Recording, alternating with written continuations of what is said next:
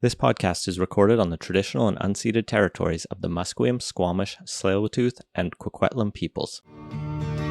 British Columbia, I've seen your mountains high, seen your pretty rainbows and your blue crystal skies, watched your winding rivers as they flow around the bend. To me you're not a stranger, you'll always be a friend.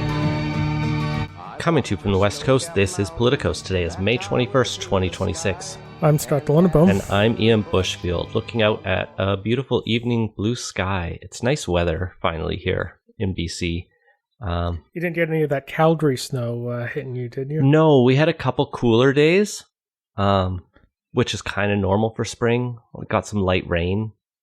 Nothing too exciting. I just, look at my family in Alberta and see their pictures, and I go, I made the right choice to move west. Which is why we're here, right? We're here to talk about the podcast. We're here to talk about BC politics, and we're going to talk about the BC Conservative leadership race, which is coming to a close. Voting starts in a couple days, and the announcement will be in about 9 days, I believe, as to who will be the new leader of the official opposition in the province. So we'll dig into that. And Alberta is in the news. My home province, speaking of the snow.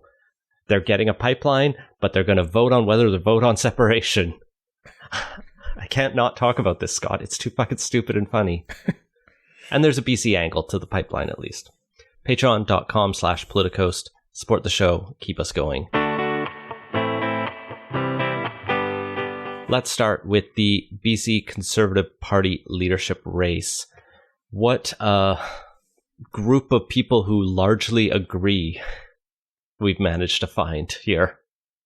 Yeah, this is definitely one of those leadership races where you have to get out a magnifying glass to spot the differences between the candidates' positions, because I was just reading through all of their websites, and for the ones that actually bothered putting more than 3 sentences on their policy page, everyone but Peter Miliband, they are way more similar than they are different. There's, a few things stand out, or like some of the themes are a little interesting, but it's definitely not the case where there's a wide divergence of policy views and a big fight for the direction of the party emerging out of this one. Seems like the party knows where it wants to go. I think it's 4 out of 5. Peter Miliband's, as you mentioned, has the least policy there, but his is also the least, it's the most moderate of them, which is what I think most people would have expected out of this race.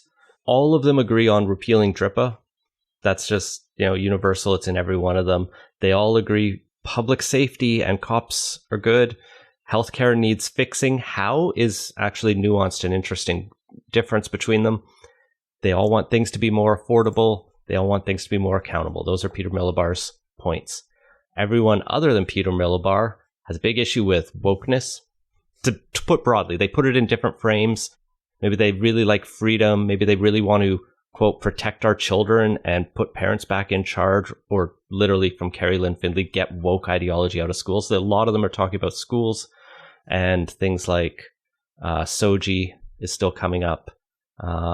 Pretty much all of them. Most of them talk about LNG resources and development. Yeah, most of them have some version of, we want to go faster with getting stuff approved. Some are specific, some are vague, but they all say faster approvals.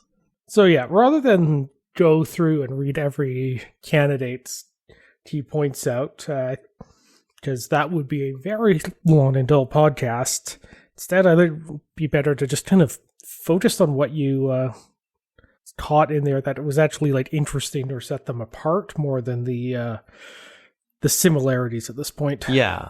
Ian Black was interesting because he put specific numbers on it. I only managed to skim the top lines of most of these, but he put 5 major points around his platform. The first is a 20% income tax cut, which is, I don't have the number in front of me, but I can't imagine what that would do to our provincial revenues.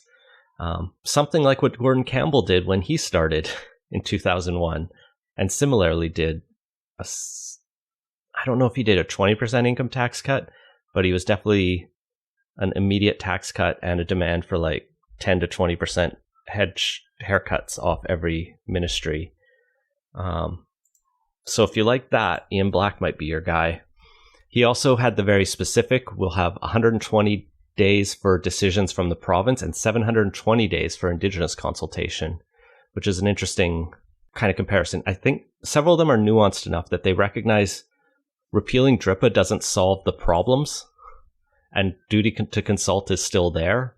Yeah.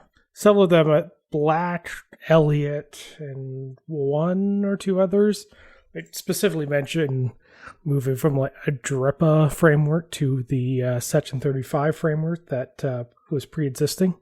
Yeah. So that was kind of interesting. I saw Black mention the notwithstanding clause right on the top line as part of his commitment around involuntary treatment for addiction issues. I believe some of the others have talked about notwithstanding clause, but I didn't have it in front of me. I would suspect it would be Elliott and Fulmer, but I could see all of them at some point. So I did look it up in the last provincial budget. About $20 billion in personal income tax revenue. So basically blow a $4 billion hole in the budget. Cool. That'll fix things.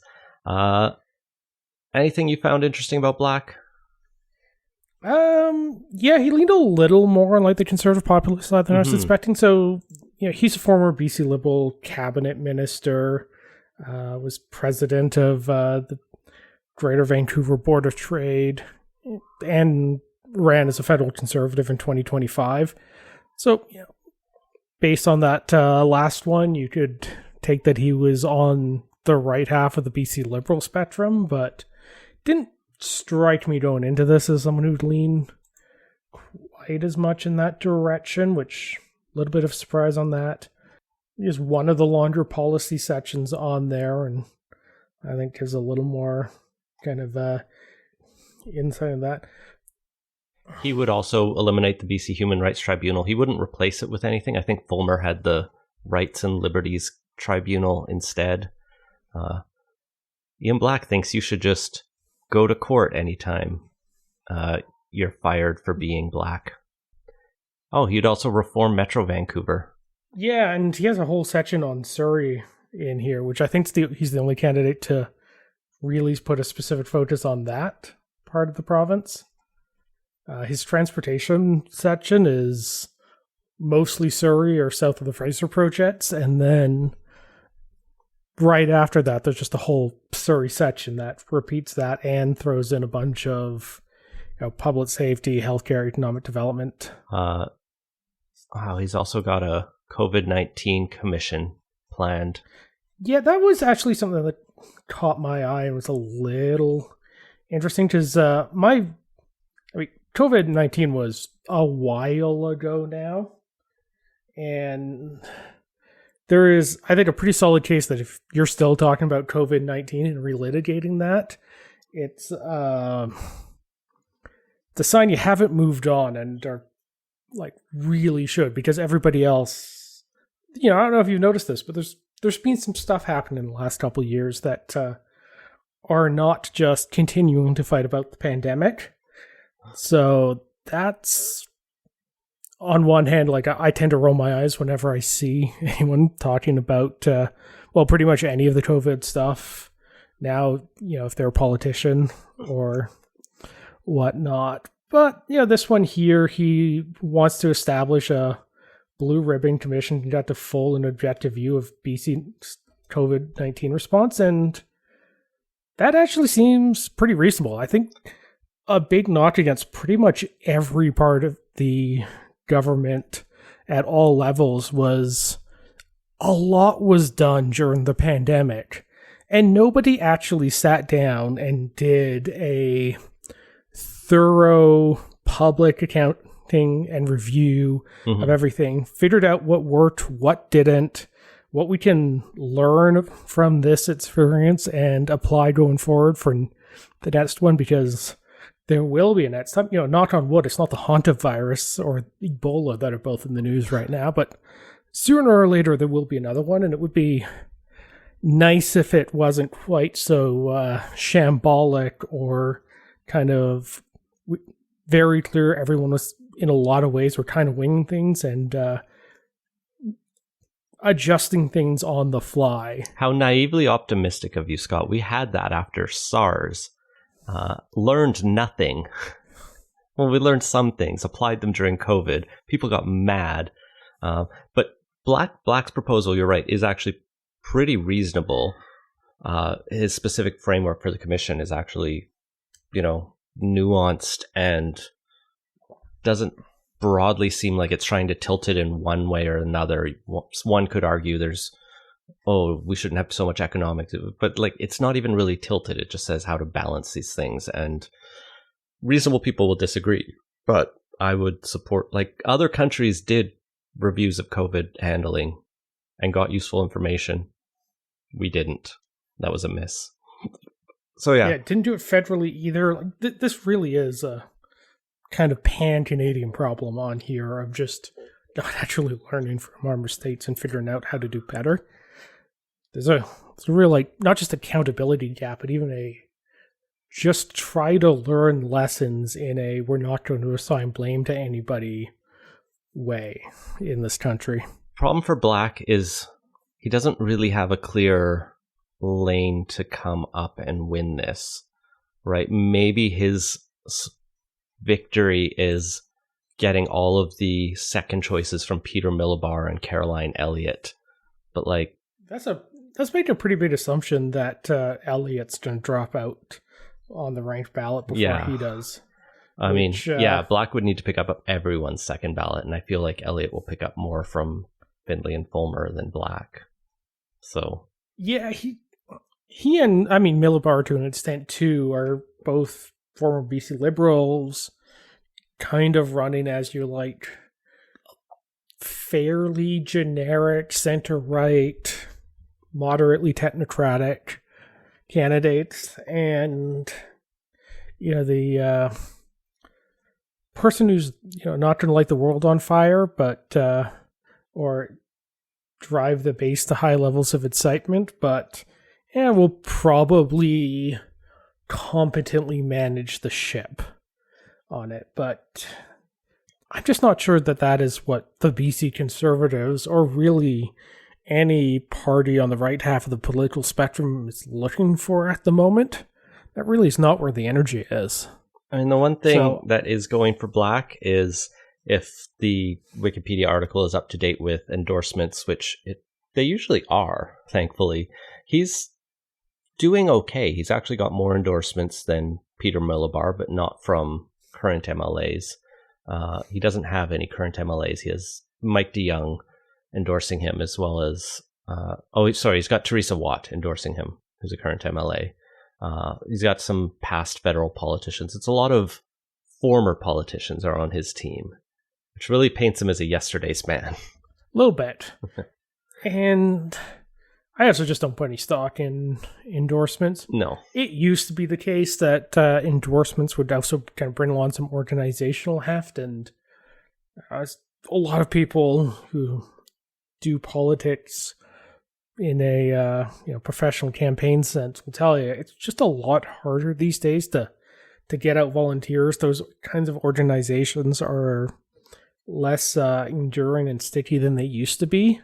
Especially when people are having trouble or even refusing to verify their ID for the leadership vote, but we can come back to those. Yeah, that's another factor on this. But basically what I'm trying to get at there is endorsements actually don't matter all that much unless they bring sign-ups and organizational energy with them, and I don't think that's the case here. And maybe he's been around politics for a while. Maybe he has a good organization and drove more membership sales than it necessarily looks like just from the outside looking at the level of discourse energy around him. But yeah, I don't think it's going to be a clear shot to the front. If he does have path to victory, it's going to be on the grinded out membership sales side. That's probably more than we need to talk about Ian Black. Do you want to do the other also rans next, or just keep going in alphabetical order here? Might as well knock out Peter Millibar, because I don't think there's as much to say about him that we didn't kind of also say about Ian Black. I think he has a stronger path than Black because he has, I don't know, it feels like more momentum. It feels like he has more name recognition than Black did coming into this, and has clearly established himself as the more moderate candidate, which gives him a track that Black is kind of came in as one of the moderates, but then is by his platform and running is skewing to the right where everybody else is. It's kind of like Yuri Fulmer also came in this, like, I'm, the competent businessman. Also, all my platform policies are right wing, and I'd form a coalition with the 1BC cranks.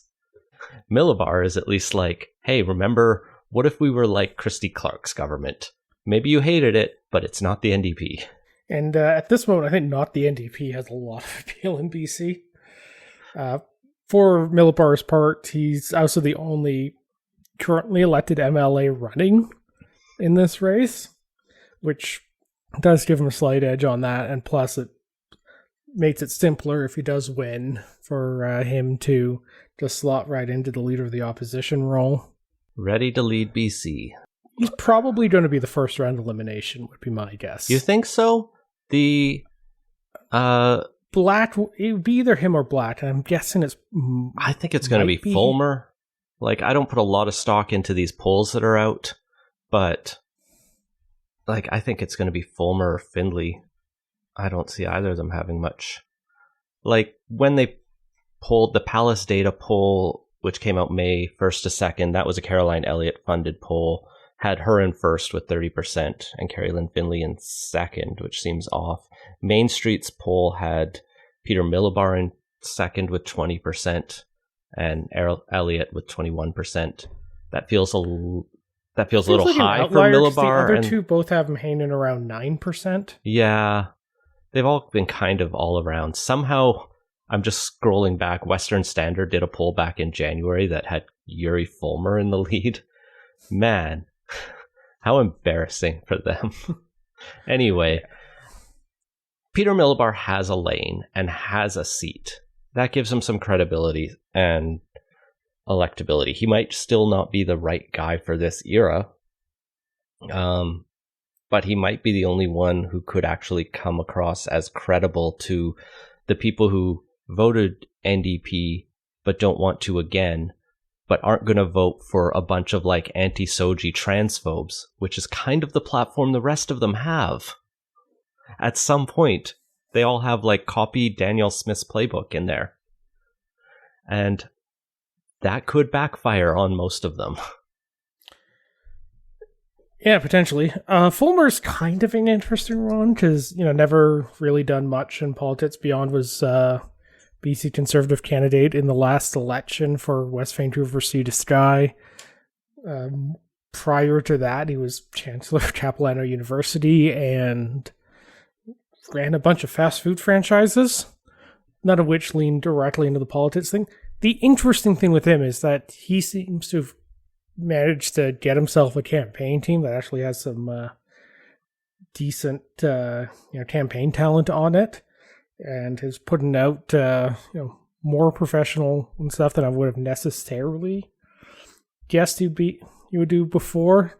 So potentially, the polls might be underestimating him just because the campaign might have been able to do more membership sales and wouldn't necessarily get captured in the polling on there. And that's the thing. It's like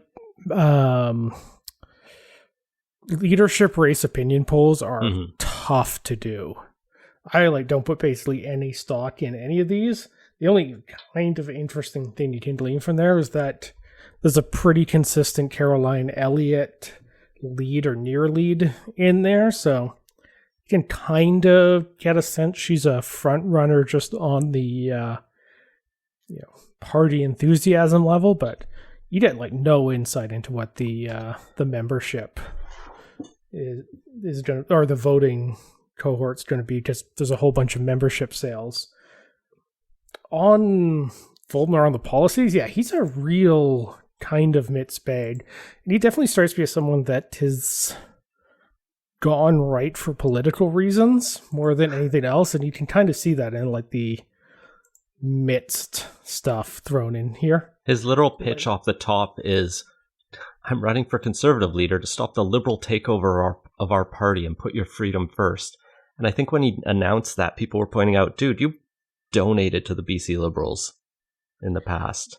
Yeah, people pointed out that. Everyone did who was on the center right or right. But like, yeah, a bunch of the other campaigns have been pointing out that despite his now vocal opposition to land acknowledgements, in his past roles and at his companies, there were sure a lot of those said. So there's, yeah, I think an element of how sincere all of this is, but clearly that's not stopping him from going whole hog on that. So, sorry, I just discovered under Common Sense Government he has introduced buck of beer pricing and opposed I was going to restrictions get on to that. pouches. It's like right in between put John A. MacDonald on the ledge and protect women-only spaces and girls' sports. Buck of beer. Like, what the fuck are we doing Yeah, just here? like borrowing from the Ford greatest hits, which back when Ford did it in 2018 he ran the campaign on and brought it in kind of in 2019. There's been a fair bit of inflation, and you really had to stretch to get it at buck of beer back then. Like that's just a non-starter unless he's going to be sending out or spending a bunch of public money on beer subsidies here. Yeah. Yeah. Also, there's some stuff that doesn't make sense in here. He wants a legislative cap on spending growth so it can't exceed population growth plus inflation, which, that'll only last as long as he's in government because you can't bind the hands of future government. But he also wants to introduce a dollar for a dollar budget where every additional dollar of spending must be offset by a dollar of savings elsewhere. So, what is it? Is it grown with population growth, or is it a flat dollar for dollar budgeting? It's both. His healthcare stuff is a little interesting. Like, he has the conservative virtue signaling about, repealing the Health Professions Act. A lot of them talk about. They all do, except Millibar because stuff. he only has 3 things on his. But and he also has something about not expanding MAID, which would follow Alberta's recently introduced bill. But then the rest of it is actually like a more nuanced, specialized AI models that we're trying to just do everything, and it's a glorified predictive test machine. And there's been some interesting stuff on radiology and imaging where there is some signs that AI could be equal to or better than a radiologist, and he at least still wants to have a real human do the final review and sign off, so it isn't just dumping everything. But there's a story recently of AI being able to detect cancers on some scans 2 to 3 years before they showed up, to the point where a human radiologist was able to spot them. So even that one's more promising than just pure gimmick. Yeah, well, that's the thing, is his healthcare plan is kind of out of the place because everything else in here is kind of conservative ideological virtue signaling, kind of substanceless, and then this healthcare plan is, this is a wide-ranging, interesting healthcare plan that doesn't fit with his education plan. Is just we need to have letter grades, repeal SOGI, ban ideological programming, and allow private childcare. That's it. Education needs a lot of work. I'm not necessarily going to agree with what you think it needs, but none of that addresses teacher shortages and challenges in the classroom with behavioral issues and an actual sovereign wealth fund. Yeah, a couple weeks ago we were talking about the Cardi one. I was asking why doesn't BC have one? Well, at least somebody's now talking about it because BC takes in $3 billion a year roughly in resource royalties. You didn't put that in a fund. course, then you need Yeah. to make up that revenue somewhere or cut a lot of programs, but all right. So, yeah, Fulmer's a real hard to read. Like, who is the real Yuri Fulmer? We don't know. The one who wants to be conservative leader has a lot of competing ideas. Yeah, just add to that. The crime and public safety one also like tracks a little more like his healthcare one, in that there's a lot of specifics in there. And yeah, so yeah, real mixed bait there.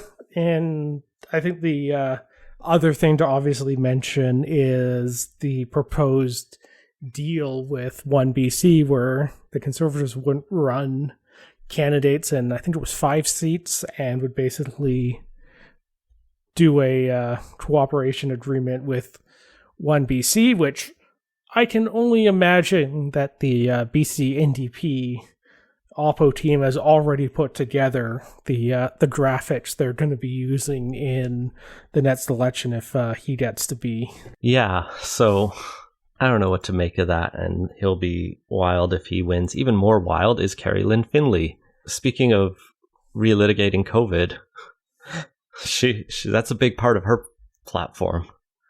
At least I dug into the Restoring Freedom one from a couple weeks ago, and right in there is we need to make sure everyone who lost their job from COVID gets like restitution as the first thing. I don't know, is there anything substantive in Finley's? Yeah, there's one thing that kind of caught my eye on hers that stands out from the rest is you can clearly see her time in federal politics on this, in that there's a lot of stuff about working with other provinces in a lot of these ones. It's very focused on a almost intergovernmental policy track on this. A lot of we're going to work with Alberta, Saskatchewan, and Manitoba on areas of common interest in Western Canada. So that struck me as an interesting divergent point on there, and you can definitely see the background as a federal cabinet minister there. There's also some just wacky stuff in there. You mentioned the relitigating COVID. There's wanted to turn back with healthcare and legal professionals, changes in regulations, which I just cannot bring myself to care about all that much. But there's also some other wacky stuff. Like, you've driven the Malahat, right? You know how it's gets pretty narrow in places due to the physical geographic limitations. Like so much of this province, roads are hard to build. Well, apparently we're going to get 8 lanes from downtown Victoria out to Colwood to eliminate the Colwood Crawl, as if the problem wasn't what happens when you get off the highway and the surface streets and traffic lights are not enough to accommodate all the cars already driving on there. We don't even have 8 lanes to Abbotsford. We barely have 6. Yeah, that for would most actually of become the biggest highway in the province, which is also a little ridiculous. But then once you're past there, it's going to be a minimum 4-lane highway with more where it can be practical. The hidden assumption in there is that a 4-lane highway is practical. Fuck, just build a train. Rebuild the train. Be more popular. Who is asking for this highway? The Malahat is not ideal as a transportation route in and out of and particularly because most of the truck traffic that supplies Greater Victoria has to come over the Malahat because it comes off the ferry in Nanaimo, and Nanaimo's the island's logistics center. Mm-hmm. I think you could definitely make a case that there would be a benefit to a more reliable route in and out of Victoria to the rest of the island, and particularly Nanaimo. This just seems like a wild solution. Is the idea that we're just going to put a road deck over Goldstream Park? Because that's the only way you can actually fit 4 lanes in some of those spots as you wind through there. Yeah. A tunnel? Or tunneling right through the Malahat. Why not? Just tunnel it. Cool. Good for you, Carrie Lynn. Should we mention that she's also in the news for less positive, even more bizarre situations while we're talking about her? Oh yeah. This was a wild story from this week. So Rob Shaw reported on this. She is facing a federal elections probe as Elections Canada is alleging that her campaign received approximately $75,000 in undeclared and unpaid services from a corporation purportedly in exchange for promised federal contracts. Which is like, I mean, the 75,000 is like bad and alone would be enough to get a campaign in serious trouble. As a quid pro quo for federal contracts, though, that's like all kinds of illegal. That's how this country was built. That's our heritage, Scott. How dare you besmirch bribery as a bad thing. Also, apparently 50 individuals described as appearing to be foreign nationals without legal status have canvassed on her behalf in another allegation. I mean, I'm a little curious how they ascertained that last part. Right. But that's also like a wild accusation. It's interesting and does create a lot of awkward situations for her. And maybe this is all smoke or lies or false accusations. Elections Canada thinks there's something to investigate, but of course won't comment on it. So all we have are rumors. But I don't know. Not promising for this, status of her, campaign. Political future? Yeah. Just like she also doesn't have a current seat, so if this Elections Canada thing does end up being substantiated, that is an end of a political career right there. It would be tough to survive if you were an incumbent, but if you're not, that's just going to be the end of it right there. Yeah. It would be weird if she won the leadership because her husband, Brent Chapman, is the MLA for South Surrey, or Surrey South. He was quite in the news in the final days of the campaign for many, many things he has said and posted over the years. And I don't know if we've had a case where spouses are in the same party or one is the leader. Maybe he would step down for her to run in a by-election, and that makes it easy. But it is an interesting wrinkle there for her. And finally, Caroline Elliott, who does seem to be running away with it otherwise. As much as we can tell. Like, presumptive front runner, I think, is fair. She got the National Post endorsement. She's the one you see the most buzz about and the most, like, vibe-wise. I'd be shocked if she didn't win it. I mean, there's... But, like, I think if she doesn't win it, it'll be because it goes to multiple ballots. Oh, yeah. I would be surprised if she can get a first ballot victory here. It's likely going to be the case where it's going to be a roll-up as these various other candidates drop off. And I guess the question is, does she have enough first ballot support to be able to push her over the line, or is it going to end up being one of the others? Yeah. She's got an interesting, breadth on her policy platform. It's, I think, the most detailed of any of them. I won't say that for sure. Like I said, a lot of it is the same in terms of not liking DRIPA, not liking the regulated professions changes you mentioned, not liking the ICBC monopoly. So all of that is pretty similar, especially around even like the, SOGI in schools and stuff like that. She has some very specific things like, if anything is being renamed, they can only do it in English, which, like, I get frustrations with Indigenous naming, like the Stolo Awesome Bridge, but there are some things that aren't as awkward, like that are, common words enough. Like, if I was to steelman this, because it's a couple sentences here where it's not spelled out in a huge amount of detail, I would read that as kind of what had been the practice up until a couple years ago of rendering Indigenous names into an English approximation using the Latin script. I mean, like, half the provinces in the country got their names via that route, and going back to that. Which I think there are some benefits on the just intelligibility aspect of it, because names are fundamentally there for the purposes of communication and understanding, and if it's rendered in a phonetic alphabet that the average person doesn't have a firm grasp of, it's not exactly aiding its primary goal in communication. She's one other one that stood out to me is this like Higher British Columbian section where she talks about massively restricting the use of temporary foreign workers, which is pretty populist and hard to find people other than like Tim Hortons owners who are like, yeah, TFWs are awesome, and like some small farm or farm work owners. But the part that gets interesting here is to put British Columbians first in line for jobs, where she says if a young person here can do the work, they will get the job, no exceptions. And that I haven't seen used as much. The not just Canadian, but British Columbian have to get the work first.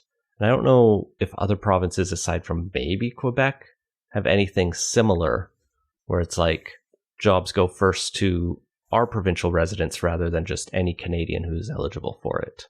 Yeah, I'm not aware of any. It's interesting. And I am wondering if it's even constitutional, because there are mobility rights in the charter. But a mobility right's not the same thing as a right to a job offer. I think that would be a hell of a stretch to work in a mobility right argument on that one. I think the bigger problem with that is, we've been talking forever about reducing interprovincial trade barriers. There was a bunch of effort in the last little while to align professional regulations and have provinces act in a more reciprocal manner towards each other's professional accreditations and licenses. And this kind of just feels like it's cutting against that. This is putting up an interprovincial trade barrier, specifically in this case, the trade in labor, but it's probably moving in the wrong direction on that front.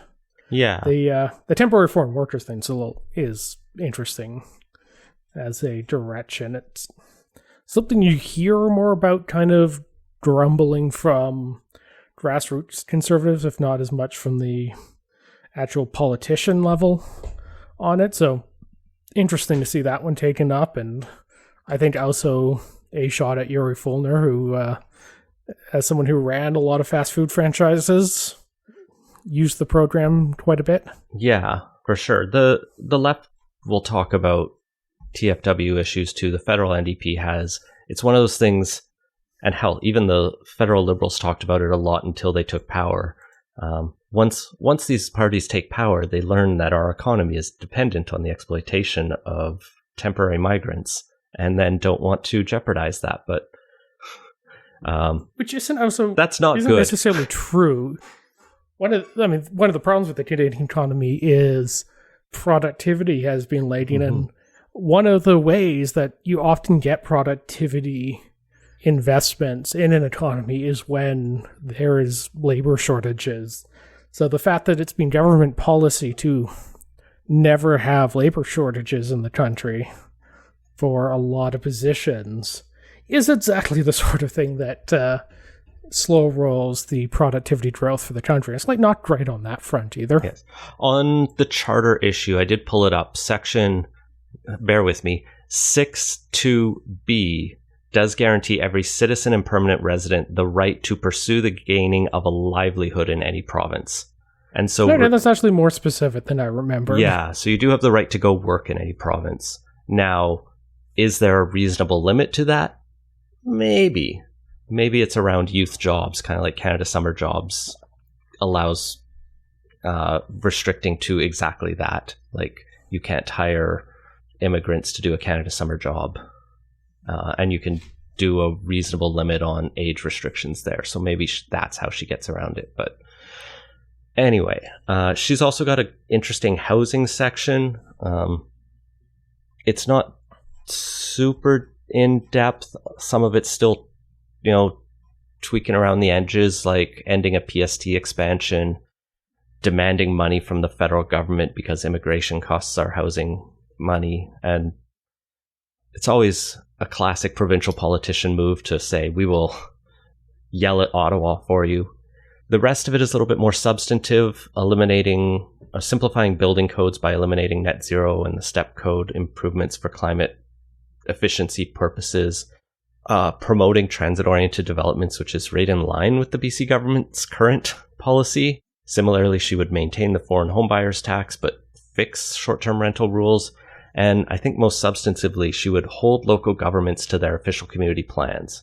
Doesn't say exactly what that means, but should happen. Yeah, I mean, a lot of this, other than the step code and the PST expansion, really just feels like doing what the NDP is already doing in theory. Mm-hmm. Like on the hold governments to the official community plans, the rest of that is that reflecting appropriate density targets while recognizing the decisions as to where that density belongs are better made by local governments than bureaucrats in Victoria. That's exactly what's happening right now. The NDP hasn't been great about actually pushing local governments to do it, but like this is a promise to basically stay the course on that as far as I can tell. And yeah, on the step code thing, it's been a point of contention for a while. I'm not entirely sold that the most effective strategy is expensive, high efficiency buildings as opposed to trying to get a lot of the gains from just denser, more transit-oriented cities in general, and you get your efficiencies that way. The clean or the lowest environmental impact people live in downtown Toronto, Vancouver, and Montreal in Canada, and like New York City just blows everywhere else out of the water on per capita emissions in the US. And a lot of those buildings are pretty old, using inefficient heating systems on there. And the step code is one of those things I think the province could lose, and if it did other things around building more walkable mixed-use communities, you could get probably better further, and with the added benefit of not making the new housing as expensive. Possibly, but I don't see much in here suggesting she has the status quo push to get there. Yeah, right? Which is might be better than some of the other. Interestingly, I didn't see a lot of promises across any of these to end the BC government's Housing Supply Act and whatever the other one was that lets them dictate housing targets to cities and then spend the next 5 years fighting with cities and going back and forth with increasingly pointed letters on it rather than generating real progress. But besides that had been a thing that had gotten a lot of criticism in certain corners, and at various points Conservatives had promised to gut that regime, and I think I might have seen on someone's in here, might have been Finley's. I can't remember who it was, but broadly there was not as much pushback on that specific one as I was expecting. Honestly, there's not much about housing at all. There's not much about affordability at all, except for cutting taxes and making more jobs. But yeah, both of which help in some degrees. But yeah, it's actually kind of interesting how low housing is in everybody's platform. It's still a top issue in British Columbia's minds. You have to scroll down quite a ways. And I get particularly Elliot putting Drippa first on hers. I mean, she was an early critic of that. She has a PhD in political science and her thesis was on Indigenous self-government and Democrat compatibility in Canada. There's a depth on that particular policy file on her part, and that section leans into a lot of her long-standing critiques about some of the tensions between Drippa and the Democratic decision making. So I get where that got placed on hers. It's not getting top billing, but yeah, housing and the rest being so far down on not just hers but everyone else's is certainly interesting, and might just be where the energy in the party is, because you have to win a leadership race. But I hope they're all planning on pivoting somewhat after, because that is an issue that they're going to have to forefront if they actually want to win the next election. So I think that 49-minute conversation covers most of the Conservative leadership race, Scott. What do you think? Yeah, we went longer on that than I was expecting. So I guess final thoughts on this. I would say that I think Elliot's probably the front runner, never having actually held elected office, and some of the more right-wing aspects of her platform potentially put it as a high risk, high reward pick, but I think that's where the party is leaning at the moment. That said, tacking to the center and focused on the median voter is quite usually a winning strategy. So, Peter Millibar might actually be the electability candidate on all of this. The other challenge here is I don't know if Millibar holds the party together the way most of the rest likely would by tacking right? Like, you have this coalition built of, like, COVID cranks and XBC liberals and just an assorted random group of other people who don't like the NDP.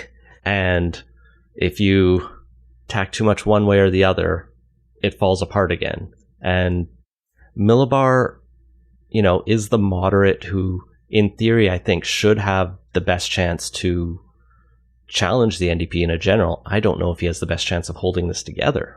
Yeah, that's an interesting point. I do think things have changed a little bit from, a couple of years ago when we talked with a friend of the pod, Stuart, on the thesis that all the dividing lines in Canadian politics cut through the right-wing coalition. I don't think that's the case necessarily anymore. I mean, you just look at EB's last couple months on that. So in that respect, I think that plus some vulnerability on the NDP's part on a bunch of issues makes it potentially a little easier, just because you can do we need to hold together to win this thing in this election. We can't actually be in government if we manage to tamp down on some of this. And, a real shot at winning does tend to do that. But you are right. There's definitely more of a risk with a Millibar. But yeah, I guess we'll see in a little, in 10 days, who's the winner and whose name are we going to forget. The name we won't forget is John Horgan, because it's now the name that's going to be splattered over the big dam up north. Site C is Site C no longer. It's now the John Horgan Dam. This is what, like the third, fourth, fifth thing the NDP government is named after John Horgan now? It's like their go-to name for naming stuff. It's what, like an elementary school? Yeah, I mean, it was a school in his riding. I'll grant them that. Yeah. This is funny because he hated that dam before he approved it. If people could justify it being the Christy Clark Dam because it's the one she wanted built, but I guess it's the one John got built, so it gets to be his. But I think the funnier thing, because I pitched it off the top that we actually have to talk about, is Alberta and the situation. So let's power through this in 10 minutes. Carney announced earlier in the week that he and Daniel Smith reached an agreement to see a pipeline built to BC's coast by 2027. This was news to BC. Part of the deal is that the Pathways carbon capture and storage thing will be maintained and go ahead, and Alberta agrees to a slightly lower industrial carbon tax, but higher than they are at right now, so lower than the rest of the country. So it seems like Alberta doubly won this. There is no private proponent for this pipeline. There is no pathway for this pipeline. It's just a pipeline in theory.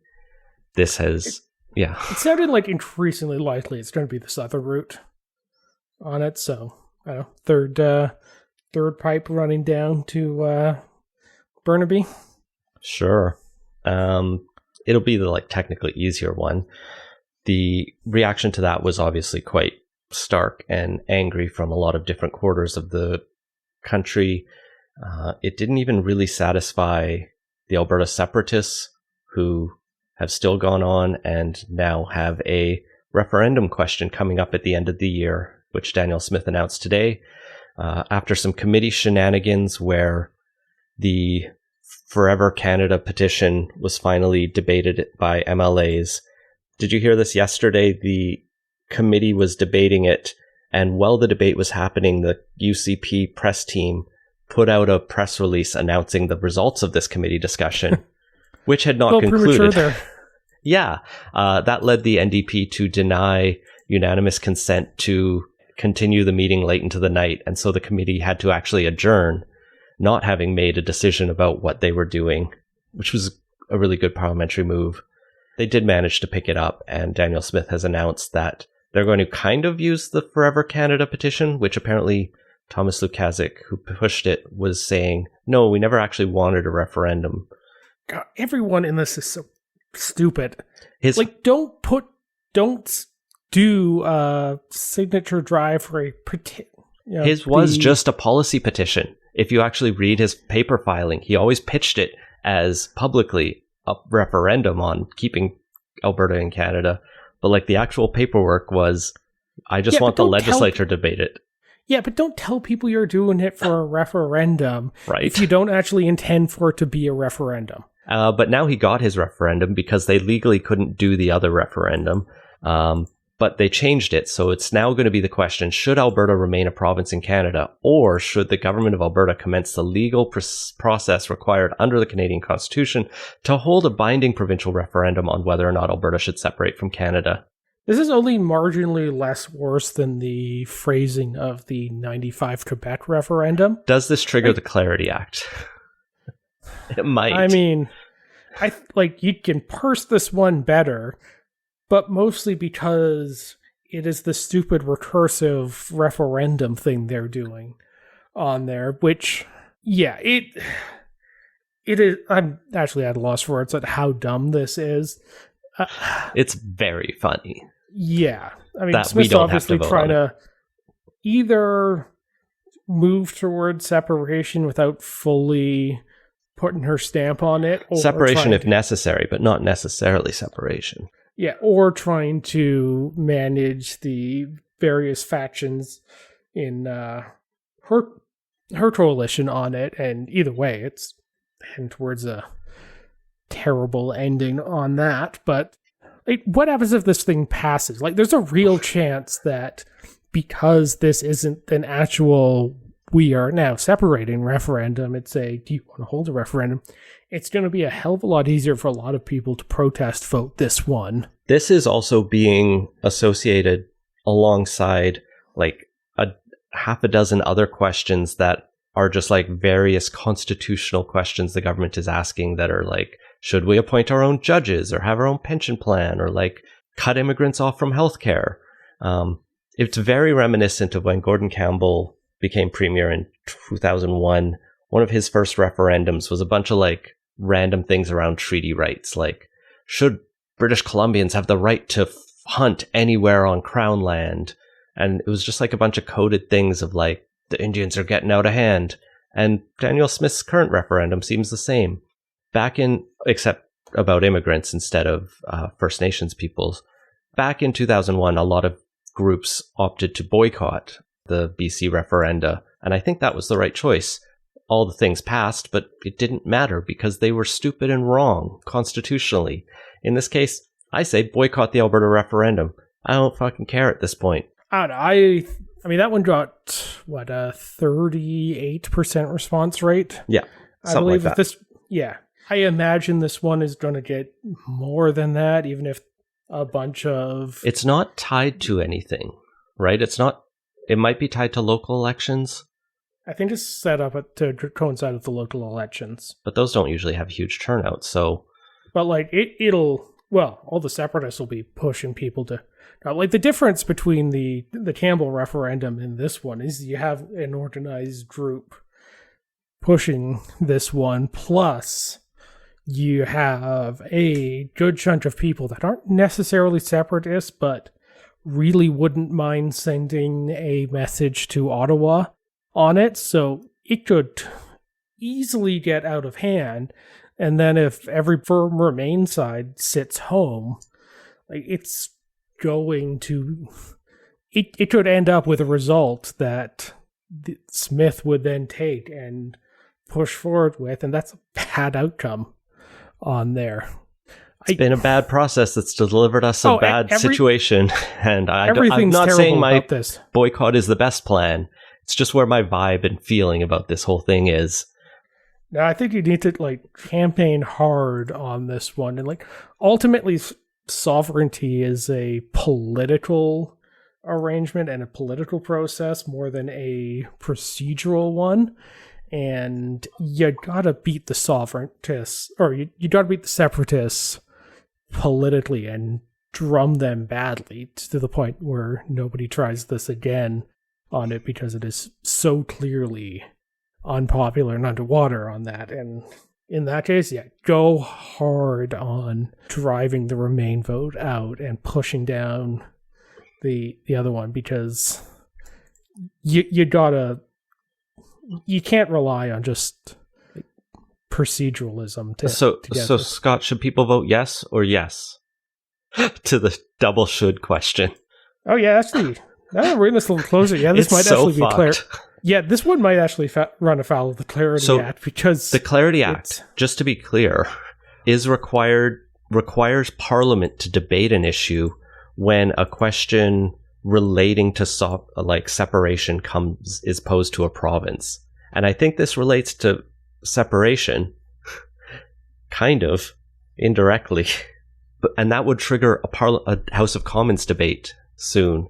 And that means we would have to see Mark Carney and Pierre Poilievre debate this question, which I really want to see. Yeah, I don't think it's going to be all that interesting.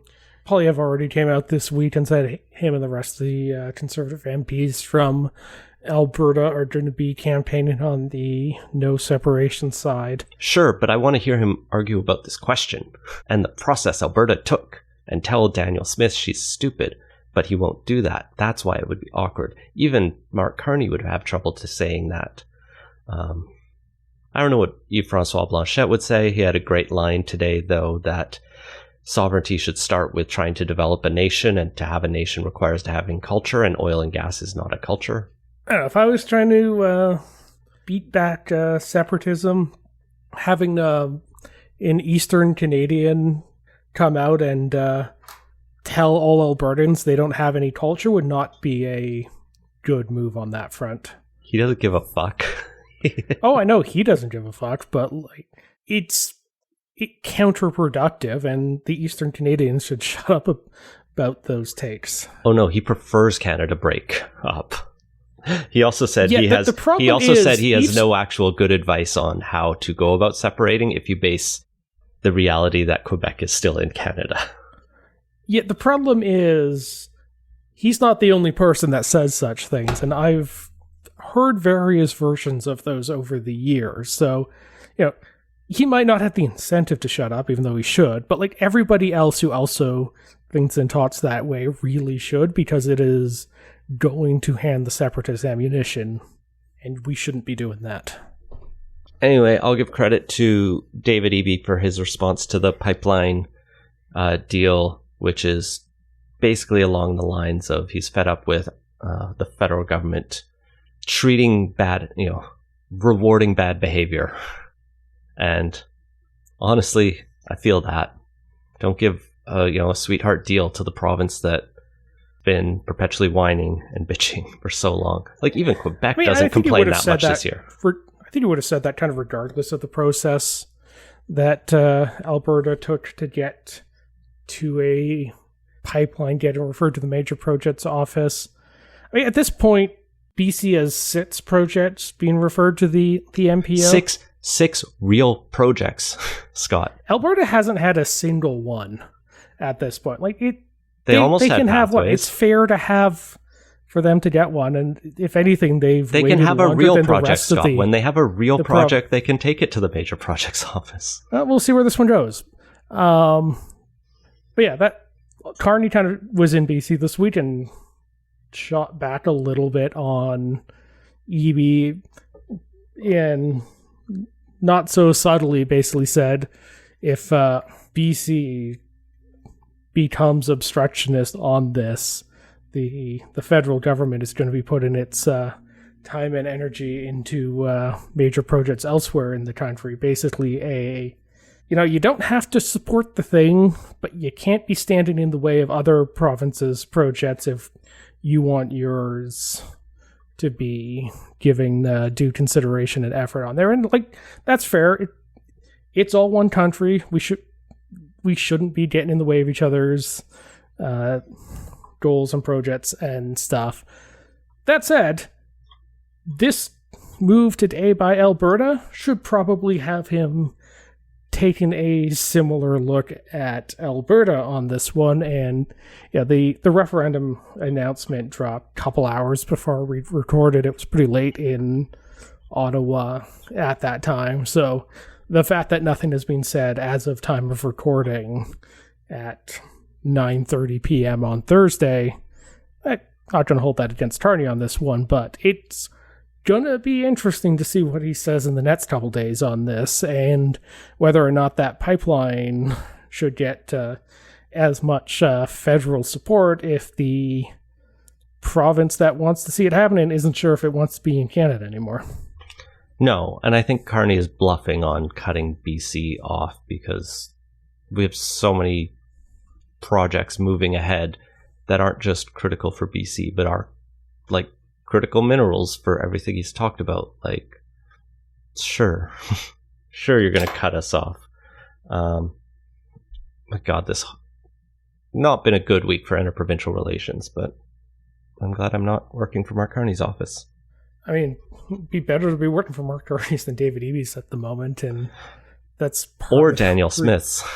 Yeah, I think that's part of the reason Eby feels so confident, publicly rebuking Eby here is everybody can tell Eby's in trouble and has burned all his political capital. So, I don't know, if Carney decides to start slow rolling things, is the blame going to land on Ottawa or is it going to land on Eby? And just given their relative levels of support, wouldn't surprise me if Eby bears the brunt of that a lot more. And that has been Politicoast. Find links to everything we talked about at politicoast.ca. Support the show and get access to our exclusive Slack channel at patreon.com/politicoast. Our intro music is Beautiful British Columbia by Serge Plotnikov. Politicoast is a production of Leg and Boot Media. Audio editing provided by Jesse Woodward at listener-supported CHLY 101.7 FM in Nanaimo. Learn more at chly.ca.